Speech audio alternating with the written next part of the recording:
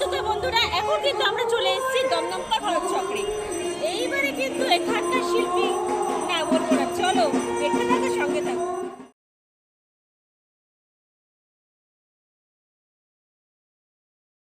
এইখানে দেখো কিন্তু পুজো কিন্তু শুরু হয়ে গেছে। খুঁটি এখানে রাখা আছে, এখনো প্রতিস্থাপন হয়নি।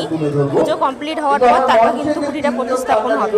দেখতে পাচ্ছ ওখানে কিন্তু প্রোগ্রাম হচ্ছে, আর ক্লাব সদস্যরা সবাই কিন্তু এখানেই রয়েছে। এই দেখো, এই জায়গাটা কিন্তু খুঁটিটা প্রতিস্থাপন করা হবে।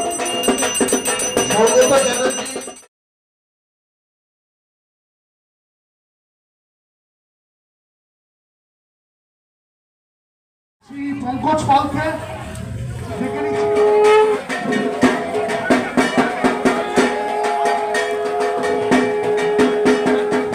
তো দাদা, এবার আমরা ভারত চক্রে কি পাচ্ছি এবং কি চিন্তা?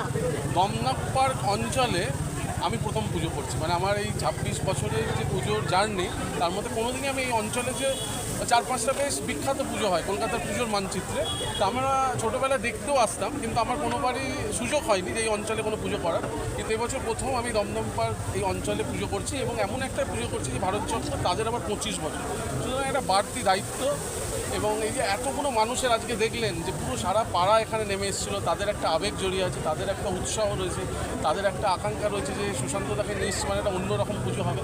তো এই বাড়তি চাপগুলো আমাদের নিতেও ভালো লাগে, এবং আমি আশা করছি আমি যে ধরনের পুজো বিগত কয়েক বছর ধরে কলকাতায় করে আসছি, তারই এক্সটেনশন, তারই আরেকটু এগিয়ে যাব আমি দুর্গার কাছে, সেরকমই একটা পুজো আমি ভারত চক্রে।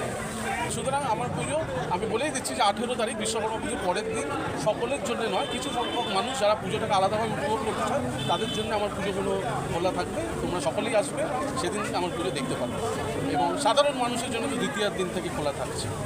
ধন্যবাদ তোমাদের প্রত্যেকটা চ্যানেলের মাধ্যমে আমি সাধারণ দর্শক যারা দেখছে এবং তোমাদের চ্যানেলের যারা সাবস্ক্রাইবার তাদেরকে আগাম পুজোর শুভেচ্ছা, এবং আসুন কলকাতার পুজো দেখুন, এবং কলকাতার পুজোটা সারা বিশ্বে ছড়িয়ে দিন। আমাদের কিন্তু একটা বিশাল দায়িত্ব, প্রত্যেকে জানো তোমরা সবাই বিভিন্ন কাজে হয়তো যুক্ত, কিন্তু তোমাদের সকলের কাজ ছেড়ে দিয়ে তোমরা এই দুর্গাপুরের খুঁটি পুজো এসছো কভার করতে, এবং বসে রয়েছে যে কবে দুর্গাপুজোর মণ্ডপটা খুলে দেওয়া হবে সেইটা তোমরা ক্যাপচার করে তোমাদের ব্লগের মাধ্যমে সারা পৃথিবীতে ছড়িয়ে দেবে। এবং এটা শুধু ছড়িয়ে দেওয়া নয়, আমাদের প্রত্যেকের দায়িত্ব এই মানুষের কাছে পৌঁছে নিয়ে যাওয়া, যে আপনারা আসুন দেখুন, এটা কিন্তু অবিস্মরণীয় কিছু ঘটনা এখন কলকাতা শহরে ঘটছে এই দুর্গাপুজোকে কেন্দ্র করে।